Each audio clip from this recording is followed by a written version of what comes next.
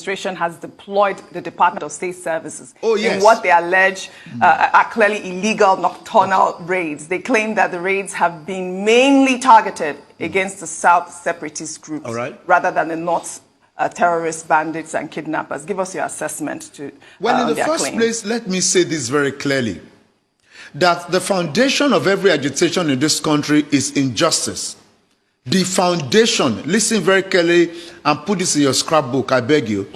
The foundation of every agitation, sir, is injustice. As I'm here, if I do a disservice to the woman I call my wife, she will protest and the house may be unlivable.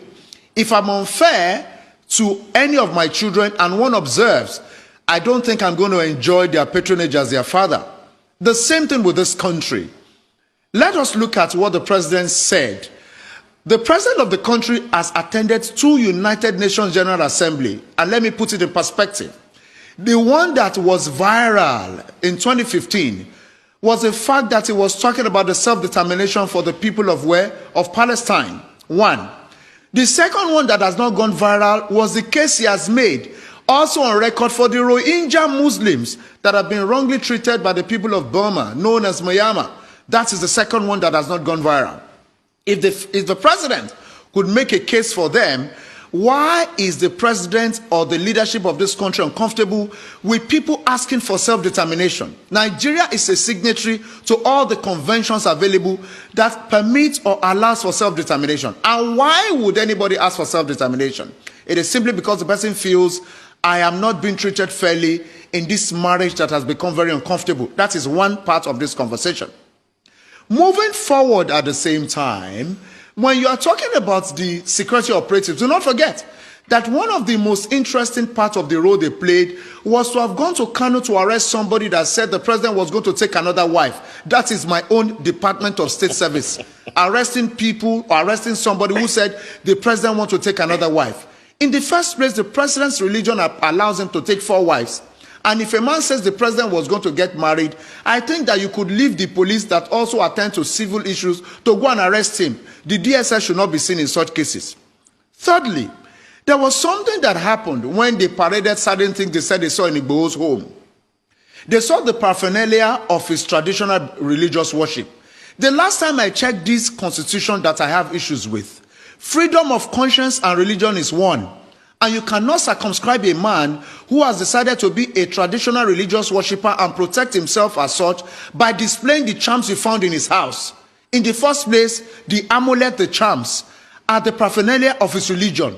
Have you arrested somebody with rosary? Have you arrested somebody with tesbih? Why are you displaying all of those things? That is not part of what you should display. Then at the same time, the DSS came to his house. We have actually gone to places where I've sat with my lawyer friends that the way the DSS entered Igboho's house, was it proper? They said no. Was there an arrest warrant? Was there a search warrant? And don't forget that part of the issues described by the governor was that you cannot send people into a state when the chief executive is not aware. They went to Igboho's home. Governor Makinde was not aware of people coming to do such job. That is also a disrespect to the first citizen of the state, a disregard. Then let me also say this. When Afara Aku, the place of Nnamdi Kanu, was actually besieged by the military, do not also forget that the governor of that state was not aware of it. Let us walk within the confines of the law that we have sworn to uphold. These things are the reasons the governors of the South are saying certain things should not happen. And let me say this very clearly. The agitations may not abate, because if you think you have curbed one, other people are actually rising up and saying, no, treat people. Do you know that the Anglican Church in the East, in Anambra, for instance, according to certain things that I read recently, have stopped the use of the Nigerian flag, and of course they don't accommodate the national anthem again. That I read somewhere about 3 days or 48 hours ago. You see, when people see that you are not listening to them, they will find a way to get your attention. For instance, we are talking about the South people at the same time who are complaining. Has any respect been shown to the people of that region? Let us know that as students of political history, it took a lot of battle for them to even get the 13% derivation that they get today. And they are still telling you that the host communities are affected. Excuse me, people, I have traveled in the south of the country. I've gone to the pipelines.